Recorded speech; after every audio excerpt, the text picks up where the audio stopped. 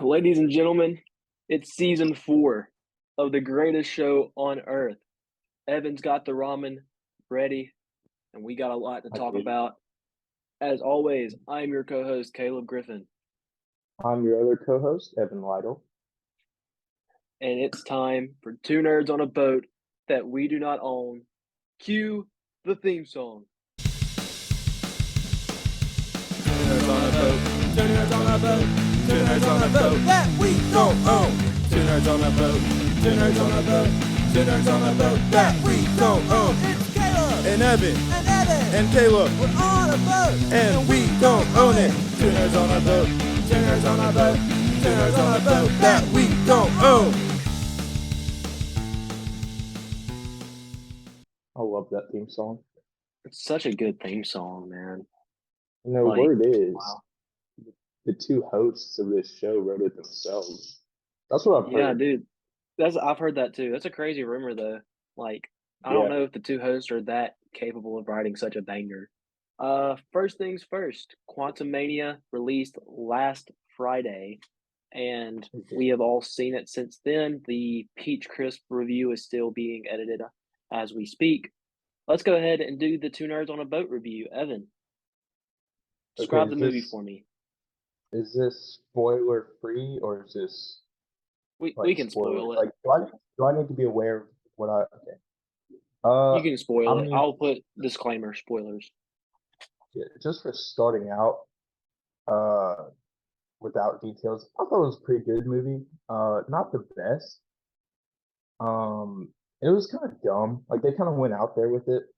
Uh, just after approaching how they approached the quantum realm in like all the previous films, just to kind of like flip the script. It was like this was never mentioned, never brought up at all.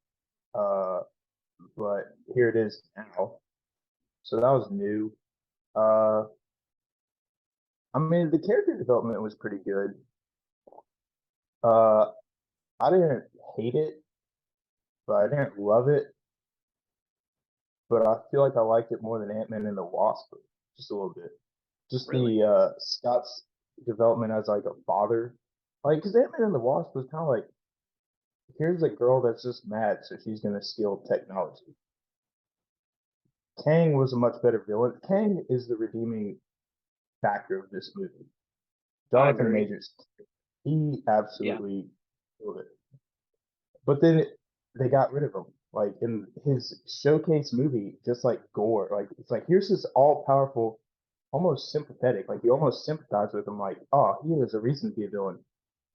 And then And they then the get rid of ants him. just are Like gonna kill him. it was just kind of stupid. I hate when they do that because they've been doing it way too much.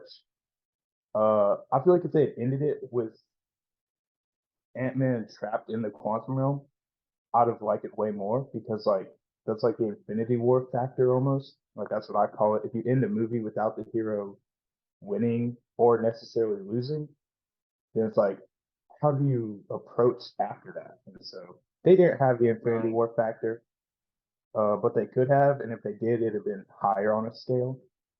But I'd probably give it like 4.5, maybe 5 out of 10. I could Yeah, sit back and watch it, but I wouldn't make a habit of watching it. that's fair. For me, as most people know, I am a huge Ant-Man fan. Um, in terms of the MCU, Ant-Man and Star-Lord are my two favorite heroes, and I absolutely adore Ant-Man and Ant-Man and the Wasp. This movie, I did not. Um, I was kind of upset walking out of the theater. Not that it was a bad movie, it's just I didn't enjoy it as much as I was hoping. Wasn't a fan of the ending, like you said. Um, Cassie's character, I thought I was gonna love Cassie's character, and I really didn't. Like, she's just hating on Scott for no reason. Like, Yeah, like like, for things that he couldn't control, it's like yeah, you gotta grow up a little bit. Like he couldn't control that. yeah. It was funny in Ant-Man fashion. They like to do silly, goofy things in those movies, and I'm all for it. I did laugh. Wasn't a fan of Modoc. He was funny. He had one funny line, but as a whole, I just was not a fan of Modoc. Um, I yeah, think I they don't flipped know. it well because like they Yeah, never established names, so like they set them up to fit the movie, but I didn't care for them either. yeah. I also didn't like that Bill Murray was in for like 5 minutes and then just died. Um, Yeah, yeah, I mean, I think overall, on a scale of 100, I think my score ended up being 65. It's probably lowered since recollection on it. I don't know if I used the right word there. I just personally didn't enjoy it, and it was very sad because I was really hoping this would put the MCU in the direction I wanted to go back to, and it didn't. So right now I'm holding on dearly to my trust in James Gunn because I need Guardians 3 to be very, very, very good. If I want to keep watching the MCU because this did not improve upon Phase 4 enough for me. But it was still better than everything Phase 4 did, except probably um, Shang-Chi and I don't know. I like Thor: Love and Thunder more than this movie personally. I know a lot of people probably would disagree with that, but I do think that the movie that Ant-Man: Quantumania is getting hated on by the critics a little too much. Um, it's the second lowest critic review movie in the MCU, and it's not the second worst MCU movie by a long shot. But I don't think it was that good of a movie. yeah. I mean, like I kid you not, I feel like Kang is the redeeming. Like that's the only Yeah, like interesting factor. I could kind of tell, like from the trailer, I couldn't tell what Bill Murray was going to be like, and then when he kind of appears, I'm like, oh, he's gonna be a white Lando Calrissian. The bad guys are about to show up because he's helping them, and yeah, then it happened. I was like, yep, yeah. yeah, I wasn't crazy about the holes guy. I have holes, but I thought yeah. it was No, interesting that he was cool at it first, and uh, then he just yeah, it was the Russian guy from the first two. He voiced him. I found that out the other day. Um, yeah, I can't think of his name. Like Damien Das Malkin or something like that. So that was kind of cool. There was no Luis. yeah. That That's what I was knocks gonna say. That's a down huge immediately problem. as if there's no Luis, there's Yeah, I mean, automatically at least a 9. Like if there were a 10 out of 10 movie but no Luis, it's a 9 out of 10. But it was not that automatically. high. Yeah, I was so disappointed. I kept expecting like maybe at the end of the movie Scott would tell him about the quantum realm, or maybe he'd show up in a post credit scene, and he never did. And I was just, made me so mad. Like, I'll give them credit for better post credit scenes. yeah, They weren't the um, best. Like they were better. yeah, seeing all the Kangs was cool. And also, got me pretty hyped for Loki season 2. Um, Hmm. so I was okay. I was good with the post credit scenes. Um, but yeah, moving on, I want to touch on this a little bit because we did also see a movie um, yesterday. Uh, Cocaine Bear. What a It's a trip. film! It's a trip. What I mean, for a guy who hates gore in movies like over excessively, there was so many moments I was not looking at the screen. But boy, oh boy, did I enjoy watching that movie. Very bad movie, but very fun to watch. Um, the It's cocaine a cubs is what stupid. was with the driving factor. Yep. And that's like the funniest part to me is like it is based on a true story. Like these Hmm. smugglers did drop cocaine from a plane and a bear got to it, but it literally died within like 5 minutes. So anything after the bear eating the cocaine is completely false. Like that never happened. Yeah, just completely just the false. Yeah, concept of a bear getting hold of cocaine that happened, and then everything else is like we made this up. yeah, no, for sure. Um, there was I. It was such a dumb movie. The CGI on the bear was very bad, but it was It was a lot of fun to watch. Yeah, I don't know what else to say about it. I love when the bear spits the bullet out at the end. That was so funny. But I still think the best scene in the movie would be when the park ranger or when the teenager opens the door and the park ranger has the gun and he's just like, "That's a bear," and then the park ranger, instead of shooting the bear, misses. Yep. A That was I huge wasn't bear, expecting that. a huge target, and he misses. So, Yeah.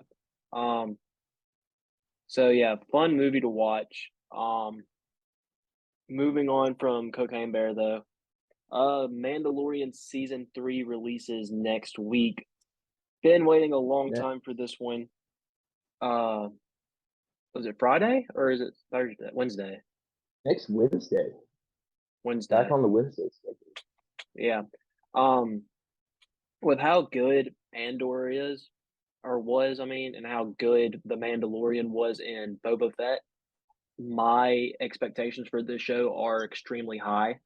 Um, anything less than a 9 out of 10 on this show I'm going to consider a disappointment. Um, and the part of it that's scary is that now this kind of story of, the Mandalorian did what he was supposed to do. He got Baby Yoda to Luke, to someone who could like help him, and now he's back with them, and we really don't know what to expect next. I know that the posters have been showing all the other Mandalorians on it, so I'm sure there's going to have to do something with Mandalore. Um, but it's a pretty wide open story to mess around with right now, which I'm fine with. I just hope they do a good job with it. Mm, it's the exact same. Like, I know they did like the TV spot recently, and like people were kind of like, it looks like a insurance commercial. Like just the way it was shot and like the acting, they're like, this feels like a commercial. And so it's like, I really hope they're not giving into like, as long as we show Baby Yoda on the screen, people watch it. It's like, no, you gotta tell the story. You gotta make it look good. The acting's gotta be good. Like you already have your marketing from Baby Yoda, but you don't have to market a show around like, Right. here's this character, have fun. Yeah, and Like you gotta make the show fun and interesting and like captivating. which I think they will, because Mando seasons 1 and 2 were nearly Yeah, flawless. they did it So twice. So, yeah. Um and I mean, it Pedro Pascal's doing it in The Last of Us. So like, yeah.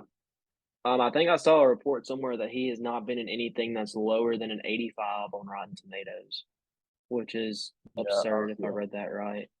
Um, so good for him. I love Pedro Pascal. Um, Mhm. he is the Mandalorian. So, Yep. um, trying to think what else there is. I know that uh they've announced they're doing a Spider-Man Noir live action show on Amazon Mhm. Prime, which is very exciting because I love that character. Invincible season 2 had a trailer. It was funny, whatever if you want to call it a And like, trailer. it looked really good. Like it looks. I know that when we were talking about it as next topic media a while ago in the group chat, like it looks way better in terms of like animation. Like it looks more like fluid and just like really smooth and nice. And not that the first season was like badly animated, but like they've improved. So it's kind of like the delays. If it looks this nice the whole way through, I can kind of let it slide. But at this point, everybody was kind of on the Invincible train, and then they took like what felt like 3 years to release season two. Yeah. Um, which of course I'm like fine with that wait because I don't care enough about Invincible to go crazy waiting for it. I like the show all right. I'm gonna watch season 2. Um, but you know, uh, I'm indifferent about season 2. I'm not excited and I'm not unexcited. I'm just gonna watch it and see what happens. So Yeah, and just like the struggle with that, like I can wait, and I'm like on the edge of my seat for like the Mandalorian and stuff because it's like new stories. Like Invincible, I could go online or I could go to a bookstore and buy the comic and like read it and know the yeah, whole story. Yeah. okay, well, I don't have Yeah, to wait for the show because I know it's gonna happen. yeah, no, literally at the Barnes and Noble bookstore on campus, they have the entire collection of Invincible comics. It's like they have 3 John Normus books. Hello, Caleb Blatt, and you can literally spoil the season if you wanted to. Come on in. What's up, guys? My guys. I didn't. What's in the bag? There was a gas station that had Swirly Pop bangs, so I bought 3 of them. Nice. I have a question for I Caleb didn't, I Black. didn't know we had 7. Oh, okay. Evan has a question for you. What's the question? How did you feel about that season 3 of Demon Slayer trailer? How'd you feel about the season 3 of Demon Slayer trailer? Is it new? Yeah, it came out like 2 days ago. 2 days ago. I haven't seen it yet. I saw some of it. I didn't watch it though. Fake fan. This guy. I'll go watch it right now and then I'll report back. I forgot. OBX season 3. Did you ever Oh, watch yeah, that's season 2? I did. It came out yesterday. Season 3 did. I'm on episode 9 currently. Dang, I have not touched it yet. I'm not gonna lie. Hey, I won't spoil it, but just from Is opinion it good? based, Like, it's does not it get good. like does it get like Riverdale-y? Because like season 2 kind of went that direction where it was kind of like mystical-ish. A little bit. Does it do that just a little bit? Just a little bit, yeah. They keep adding more plot lines when the first one hasn't been resolved yet. So why are we still adding plot lines and making it more complicated than it needs to be when the show was already good with the one plot line you had? But yeah, it's not very good, and it's disappointing because I loved season 1 very much, and season 2 wasn't good, and now here we are again, and it's still not good. So I love season 1. Stayed up all night binge watching season 1. it was Back in the day. interesting. Yeah, Back in the it was day. like because it was like real-ish, you know, like Yeah. like the real Outer Banks, nothing like that. But like plot line, anyways. But like Yeah. it felt kind of like just it could be happening, and then season 2 is kind of like, And season 3 takes that and even further, and it's not fun. But oh well. I already can tell from where I'm at in episode 9 that it's not going to get resolved again. So there's definitely going to be a season 4 if they haven't announced it yet. There will be a season 4. So yeah. But with that, I think that just about wraps everything up for the season 4 premiere. This has been 2 Nerds on a Boat That We Don't Own, the season 4 premiere, and we will see you guys next week for season 4, episode 2, when we talk about The Mandalorian. See you guys next week.